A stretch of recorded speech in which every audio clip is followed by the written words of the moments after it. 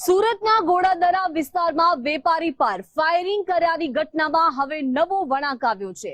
વેપારી પર શરૂઆતમાં ફાયરિંગ થયું ત્યારે લાગ્યું કે અંગત અદાવત હશે, પરંતુ હવે આ ઘટનામાં નવો વળાંક આવ્યો છે।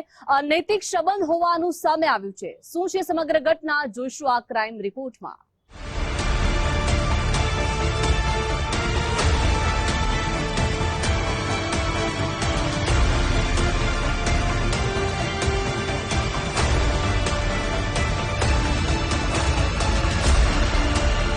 તારીખ 23 મે, સમય સવારે 10 કલાક, સ્થળ ગોડાદરા વિસ્તાર। બનાવ, યાન વેપારીની પીઠ પર ફાયરિંગ। ભોગ બનનાર સંજય પડશાળા। ધોળા દિવસે થયેલા ફાયરિંગ બાદ નારાયણનગરની ખાડી નજીક આવેલ અંજની નંદન બિલ્ડિંગની આસપાસ તપાસ કરી રહેલા સુરત ક્રાઇમ બ્રાન્ચ અને ગોડાદરા પોલીસના જવાનો યોગી ચોક વિસ્તારમાં રહેતા યાન વેપારી સંજય પડશાલા તેમના રોજિંદા કામ માટે બાઇક લઈ ઉધના તરફ જતા હતા, ત્યારે એક અજાણ્યો શખ્સ વેપારીને 2 ફૂટ દૂરથી પીઠના ભાગે ગોળી મારીને ફરાર થઈ ગયો। ગોળી વાગતા સ્થળ પર ફસડાઈ પડેલા સંજયભાઈને 108 મારફતે નજીકની હોસ્પિટલમાં દાખલ કરાયા, જ્યાં એક્સરે ફોટોમાં સંજયભાઈને પીઠ પર વાગેલી ગોળી જોઈ શકાય છે। ફાયરિંગમાં બચી ગયેલા વેપારીની તબિયત સ્થિર હતી, જોકે સંજયભાઈને ગોળી કોણે મારી, કેમ મારી તેવા અનેક સવાલોના જવાબ શોધવા માટે પોલીસ એક્શનમાં આવી છે। પોલીસે સીસીટીવી ફૂટેજ અને બાતમીદારોના નેટવર્કની મદદથી એક આરોપી હરેશ ગજેરાને ગણતરીના દિવસોમાં ઝડપી પાડ્યો, જેની પૂછપરછમાં ફાયરિંગ કેમ કરાયું તેને લઈને ચોંકાવનારા ખુલાસા સામે આવ્યા। સંજય પડશાળા પર થયેલા ફાયરિંગ પાછળ એક મહિલા સાથે અનૈતિક સંબંધો જવાબદાર નીકળ્યા। ભૂપત ધડુકને જાણ થઈ કે તેની પત્નીના સંજય પડશાળા સાથે લાંબા સમયથી સંબંધ છે।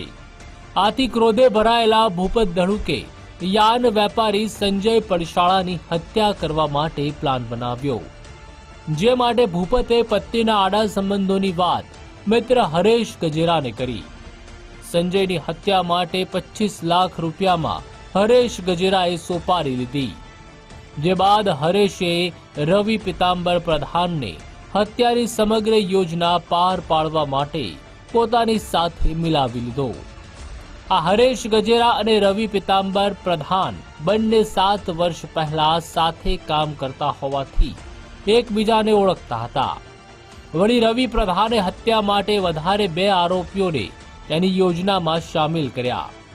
સુરત પોલીસે સોપારી લેનારા હરેશ ગજેરાને તો ઝડપી પાડ્યો, પરંતુ મુખ્ય આરોપી ભૂપત ધડુક સહિત વેપારી પર ફાયરિંગ કરનારા 2 અન્ય મળીને 3 આરોપી હજુ પોલીસ પકડથી બહાર છે। ગોડાદરા પોલીસ સ્ટેશન વિસ્તારમાં એક ફાયરિંગનો બનાવ બન્યો હતો, જેમાં એક વ્યક્તિ સંજયભાઈને પીઠમાં ગોળી વાગી હતી। આ ઘટનામાં પોલીસે હત્યાનો કોશિશનો ગુનો નોંધી અને તપાસ આગળ હાથ ધરી હતી। આ તપાસમાં સુરત શહેરની અમારી ગોડાદરા પોલીસની ટીમ અને સુરત શહેરની ક્રાઇમ બ્રાન્ચ બધાએ સંયુક્ત રીતના તપાસ હાથ ધરી હતી, ઇન્વેસ્ટિગેશન શરૂ કર્યું, સીસીટીવી માટે ચેકિંગ કર્યા હતા, ઉપરાંત અન્ય ટેકનિકલ ઇન્ફોર્મેશન ગેધર કરી હતી। અમારા જે બાતમીદારો એમનો સંપર્ક કર્યો હતો અને સંયુક્ત રીતના જ્યારે અમે આગળ વધ્યા હતા ત્યારે અમે છેવટે આરોપી સુધી પહોંચ્યા હતા। એમાંથી અમને હકીકત એવી મળી છે કે એક વ્યક્તિ જેનું નામ હરેશ કરીને છે, હરેશને એના મિત્ર ભૂપતભાઈ ધડુકે એવું જણાવ્યું હતું કે એમના પત્ની સાથે જે ભોગ બનનાર છે એના કોઈક સંબંધો હોવાનું એને જાણવા મળ્યું છે, તેથી ભોગ બનનાર ઉપર એક્શન કંઈ પણ રીતના એના ઉપર કંઈક કરવા માંગતો હતો, એટલે એને ફાયરિંગ એને મારી નાખવા માટે એને સોપારી આપી હતી। આ સોપારી લઈ અને 25 લાખ મેલ કોઈ બંને નક્કી કર્યું હતું। સુરત ક્રાઇમ બ્રાન્ચ અને ગોડાદરા પોલીસના જવાનોને આરોપી હરેશની પ્રાથમિક પૂછપરછ બાદ અનૈતિક સંબંધોના કારણે હત્યાનું કાવતરું રચ્યાની જાણકારી મળી। સોપારી આપનારા ભૂપત ધડુકે 25 લાખ પૈકી કેટલીક રકમ પહેલા જ ચૂકવી દીધી હતી, જે પૈકીના 5 લાખ રૂપિયા આરોપી હરેશ પાસેથી પોલીસે જપ્ત પણ કરી લીધા। આ ફાયરિંગ કેસમાં ફરાર આરોપીઓના સીસીટીવી પોલીસને મળી આવ્યા. હેલ્મેટ પહેરીને બાઇક પર ફરતા આરોપીને શોધવા પોલીસે ચક્રો ગતિમાન કર્યા છે. જે હરેશ છે, જે આરોપી, એને પોલીસે પકડી પાડ્યો છે. એની પાસેથી 5 લાખ રૂપિયા પણ અમે રિકવર કર્યા છે. અને આ હરેશે અન્ય એની પોતાની પાસે કામ કરતા એક વ્યક્તિને આ વસ્તુ જણાવી હતી.